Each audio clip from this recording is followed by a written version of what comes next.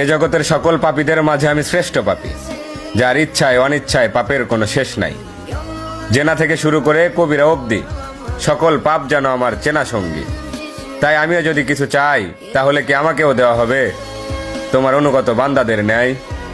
কেননা আমি শুনেছি তুমি রহমান, তুমি রহিম, তুমি এমন এক আল্লাহ যার কাছে চাওয়ার মতো চাইলে নাকি ফিরিয়ে দিতে লজ্জা পাও বান্দার হাত। তাই এবার আমিও তোমার চরণে উৎসর্গ করে দিলাম আমার শান্তির ঘুমের নিশিরাত।